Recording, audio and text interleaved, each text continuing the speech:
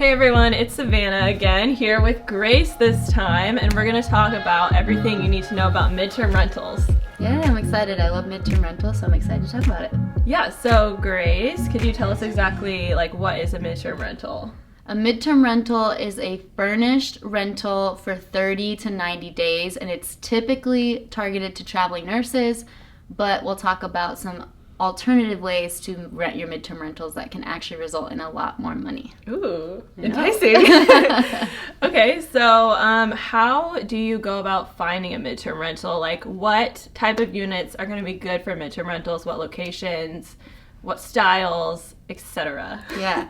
So number one thing, it needs to be cute, comfy, and cozy. So this is definitely your A and B class neighborhoods. A lot of times 1 and 2 bedroom apartments work really well for midterm rentals because traveling nurses are usually traveling alone or with one other person, maybe a significant other. Also, a really big key for midterm rentals is they really need to be pet friendly if you can, because a lot of nurses from COVID, just a lot of people in general have gotten pets. So I would say probably 80% of my midterm rental tenants have pets. So if you don't allow them, you're going to lose a lot of tenants. Yeah. That's interesting. Okay, so... Wait, let me say one more thing.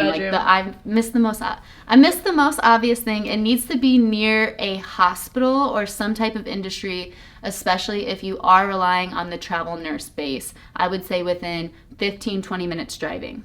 Okay, and then, so besides nurses, what other people rent midterm rentals? What other things could you think about would be close to if you're trying to do a midterm rental? Yeah, so there's 3 other tenant pools that I'm personally going to try to target a lot more. The first one is contractors. A lot of times contracting crews come in from out of town to, let's say, after a storm to do cleanup, and they're renting a hotel for a team of 4 or 5, and they would rent your midterm rental for 6, 7, 8 months, maybe even longer.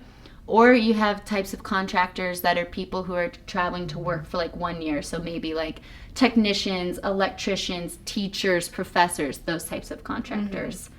And then the second group of people I really want to start targeting is families displaced by insurance. Because there's a lot of money to be made there. Yeah. Okay, yeah, because the insurance companies are paying for a place for them to stay. Yeah, so you're trying to get in contact with the insurance company. They sign the lease, and then they will pay you for that tenant, and they will actually pay you. There's a rule called the 25% rule, and it's that whatever the median home value is in the area, the insurance company will actually typically, as a rule of thumb, pay 25% of that home value a year for a displaced tenant. So if a home value is $100,000, they'll spend $25,000 a year to house that person. So that's over $2,000 a month in rent. In places that are $100,000. Yeah. $2,000 a month is huge. Yeah. So if you're here in Seattle, it could be $250,000. Or $500,000. Yeah. Or, yeah. No, okay. Yeah. I thought you meant a house that's $250,000. No, but $1 million house, they're going to pay $250,000, which is how much is that? $20,000 a month. $20,000 a month, which is a lot of money. Yeah, that's crazy. So also, I think everyone would be wondering, where do you market your midterm rentals at? Yeah. So if you're targeting traveling nurses, number 1 app is Furnish Finder. Airbnb is also another great place to find contractors, insurance families, or traveling nurses. And then the last one I want to recommend is ALE Solutions, is a national housing provider for those insurance contracts. So get a hold of them or any other local insurance providers. Yeah, that's interesting. I've also heard someone say that they will drive by, when they're first getting started, they maybe have a little extra time. They're trying to hustle a little bit. They'll drive by hotels and see if there's any contracting vehicles out front. Driving for contractors. Driving for, it's driving for dollars in a different way. Yep. Okay, so this all sounds awesome. We know how to do it, how to get started, what areas to target, who to target, how to market yourself, but why go through all the trouble? Is it more lucrative in some way above and beyond long-term rentals? Yeah, I would say it's a lot more lucrative, especially if you can target the longer contracts or the insurance contracts.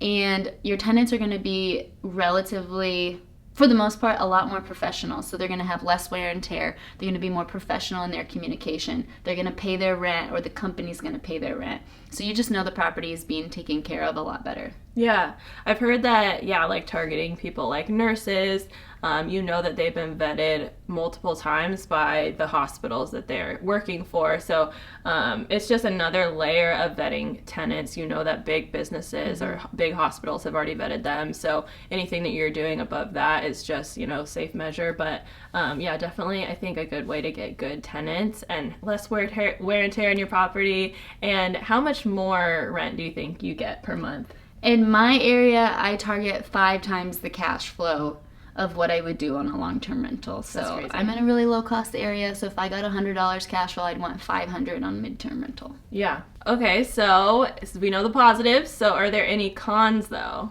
Definitely some disadvantages, just like everything. The number one thing I would say is there is a little bit of seasonality, just like short-term rentals, especially if you're in an area that has a significant off-season. And then secondly, if you are chasing those high-dollar contracts, they're just more work to get, but it pays off. Yeah.